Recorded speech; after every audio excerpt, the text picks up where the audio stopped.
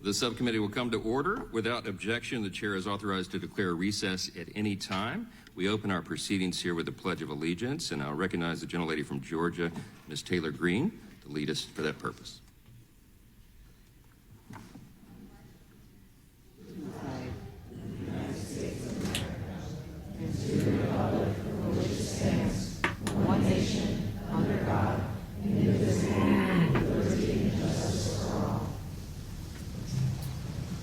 Thank you. We welcome everyone to today's hearing on the dangers and due process violations of gender-affirming care for children. I have a point of order. Yes, ma'am. What's the point of order?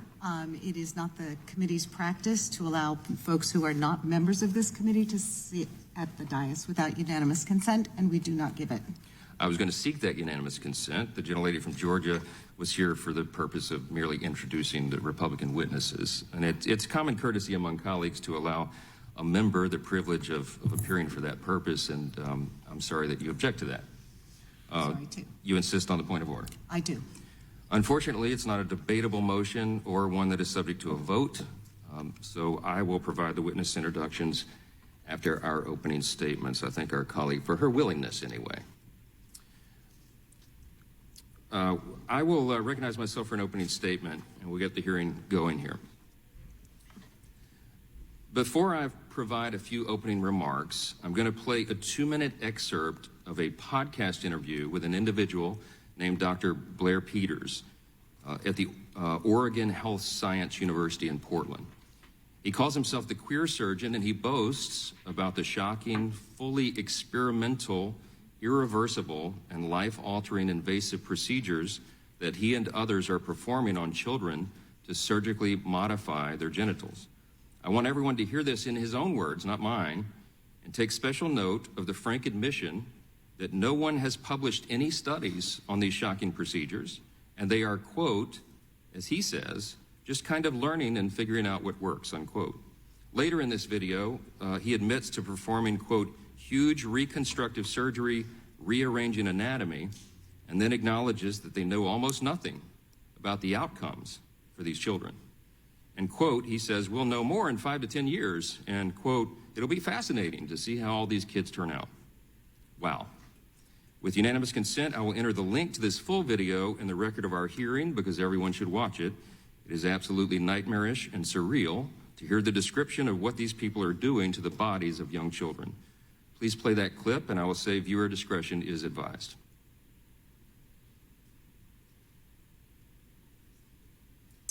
So 80% or so of my practice is gender-affirming surgery.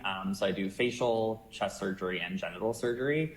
But the majority of my practice and sort of where my passion lies is really genital surgery cases. So I do a lot of vaginoplasty and a lot of phalloplasty. I would just say they're expanding in either direction. So yeah, a lot of adolescents presenting for surgical intervention, but also a lot of people that are like in their 70s sometimes coming in for genital surgery, and then everything in between. But the adolescents for sure present some unique challenges. Obviously, there's great evidence supporting pubertal suppression for a whole variety of benefits. But the one thing that is very new is genital surgery in someone that has underwent pubertal suppression. Not so much an issue in someone with assigned female at birth anatomy that undergoes a phalloplasty, because we're creating something with a free tissue transfer, a flap anyway. But a much bigger issue for an individual that's undergoing a penile inversion vaginoplasty. Because we use all of that tissue to basically create the vulva as well as line the internal vaginal canal.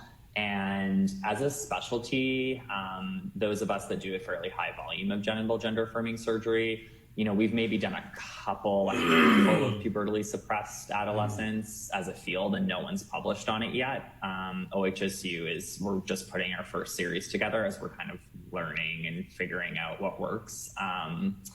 But it's really changing things because you don't have enough tissue to line the vaginal canal. So you either have to take a skin graft or take skin from elsewhere or use some artificial products. The way that we're dealing with it is by using a robot, and we're basically performing intra-abdominal components of the surgery. So We're using peritoneum, which is the inner lining of the abdomen, to line most of the vaginal canal. And by doing that, that allows us to use all of the remaining tissue externally to create a vulva and try to make also an aesthetic result. So I'm going to speak the truth here plainly, and I think the vast majority of the American people understand and agree with what I'm going to say. What you've just heard there is a little sample of barbarism. This is the mutilation of children, and it should be prohibited by our law. This so-called gender-affirming care is anything but affirming and caring, and the language matters. This is adults deciding to permanently alter the bodies of children who do not have the capacity to make life-altering decisions on their own. And here's some more plain truth that everybody acknowledged until about 15 minutes ago. It's been plainly observed and fully respected by every culture for all of recorded history. Sex isn't something you are assigned at birth. It is a natural prenatal development that occurs when every unborn child is in the mother's womb. No one can surgically free themselves from this objective and obvious fact of life or free anyone else from it. But today, we see adults inflicting unspeakable harms on helpless children to affirm the adult's own worldview, that gender is somehow fluid, that sex can be surgically altered, that there are no lasting consequences of all this madness as a result of the sex change procedures. What is even more alarming is that the central tenet of the transgender movement and its allies is to exclude parents as much as possible from making decisions about the health of their own children. Medical professionals and schools increasingly see parents as, quote, transphobic bullies who must be prevented from standing in the way of the medical sexual transition of their own kids. We saw this in my home state of Louisiana recently, where Children's Hospital of New Orleans laughed in the face of a young girl's parents when they attempted to intervene as doctors sought to transition their daughter without their consent. To the left, these aren't your children, see? They are the state's children, and the state should be making the parenting decisions. Let's also be clear about something else. Even a parent has no right to sexually transition a young child. Our American legal system recognizes the important public interest in protecting children from abuse and physical harm. No matter how liberated you may be, you still don't have the legal right to ignore seatbelt safety laws or minimum driving age laws or drinking and smoking laws for your kids. No parent has a constitutional right to injure their children. Of course, the reach of radical sexual identity politics isn't limited to young children alone. We see this extended to young adults, especially at the university level now. The modern left applauds men competing in women's college athletics. We see universities captured by academics advancing this ideology on students across our country.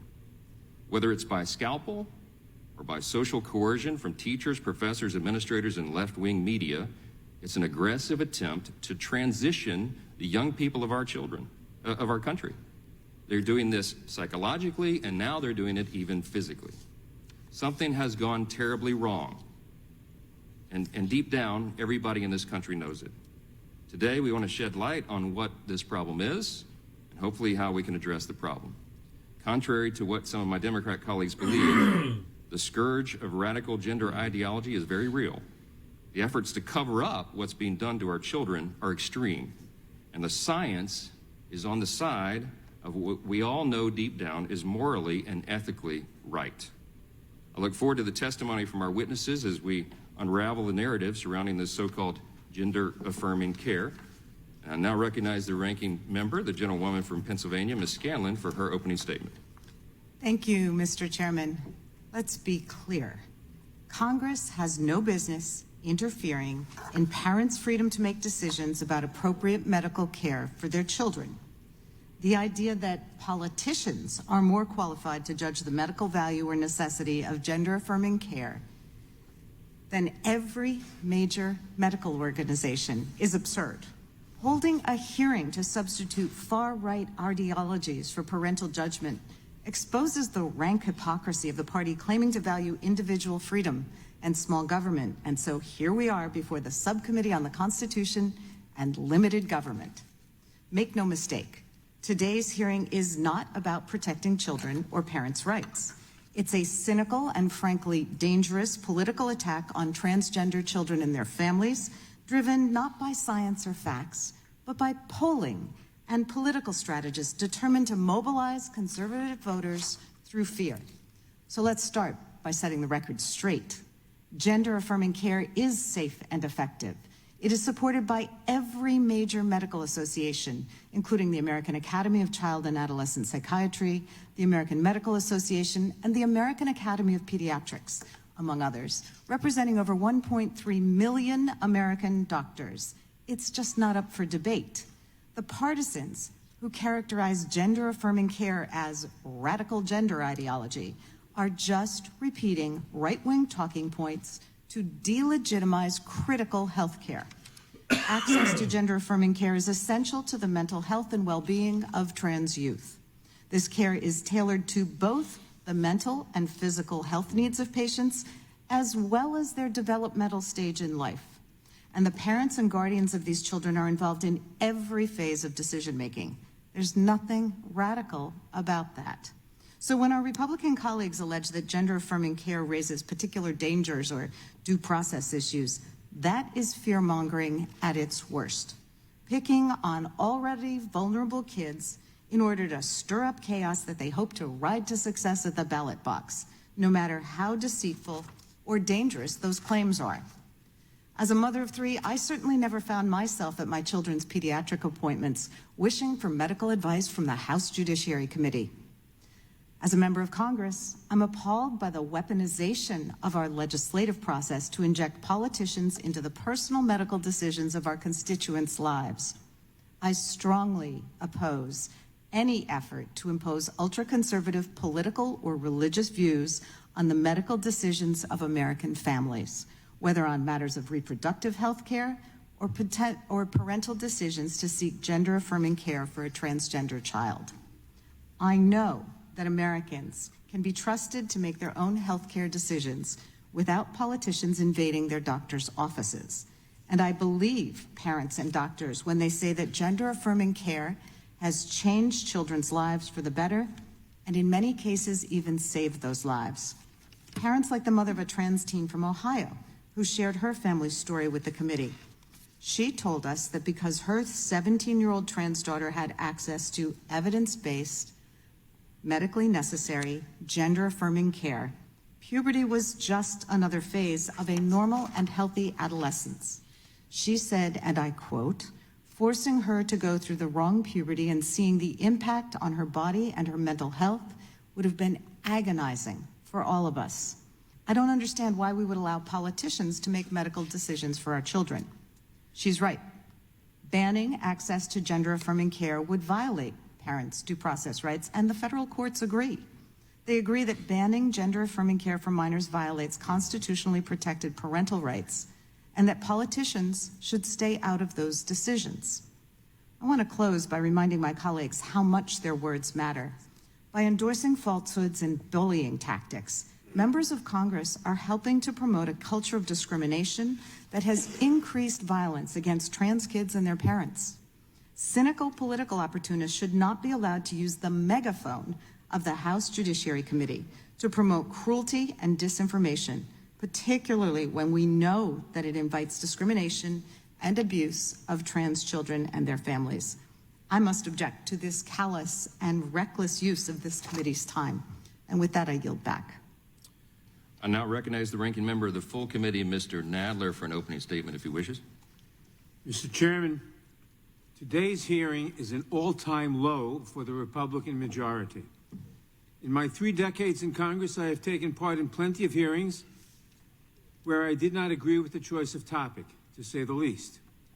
But I am absolutely disgusted by the Republican majority's bullying, bigoted framing of an issue that would otherwise be worthy of serious discussion. What we are witnessing today is nothing less than a taxpayer-funded platform for congressional Republicans to bully transgender kids who are already some of the most vulnerable members of our community. Things are already tough enough for these kids and their parents. A mental health survey conducted by the Trevor Project found that transgender youth experience high risk of depression, anxiety, and suicidal thoughts. It can't help that they are under siege by Republican-dominated state legislatures hell-bent on passing anti-trans bills.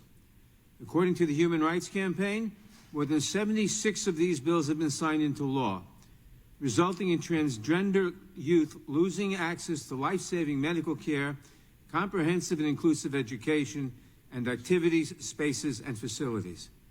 That is why it is so infuriating that congressional Republicans are using their megaphone to single out transgender kids and their parents by labeling their very existence to be a social problem, practically accusing their parents of being criminals for seeking safe, life-saving, mainstream medical treatment for their children. The last thing trans kids and their parents need in their lives is for politicians in Washington to jump on the anti-trans bandwagon just so that they can fearmonger for their 5 minutes of fame. Let me be crystal clear. Government should not stick its nose into a parent's decision to seek gender-affirming care for their children. Indeed, it is almost comical that the Republican majority of what they have named the Subcommittee on the Constitution and Limited Government is holding a hearing allegedly on due process to argue that politicians, not parents, should make decisions as to what medical treatment is best for their children. The legal theory underlying this farcical hearing is bogus, but you don't have to take my word for it. Every federal district court that has considered the constitutionality of state laws banning gender-affirming care has ruled that such bans violate parents' constitutional rights. These decisions were issued by courts in different parts of the country and by judges from across the ideological spectrum, including 3 judges appointed by former President Trump. I trust parents and medical professionals, not politicians, to make decisions about their children's health when it comes to gender-affirming care, and so does the Constitution. That said, judging from the lineup of witnesses, it appears that there is no limit to the topics over which Republicans want to bully trans kids and their parents today. Undoubtedly, transgender youth's participation in sports will be discussed because Republicans think it is a winning political talking point. But the facts do not justify the fears that Republicans and their political allies gin up over the fairness of trans girls participating in girls' athletic teams, nor the further stigma it attaches to transgender children. What recently happened in Utah illustrates my point.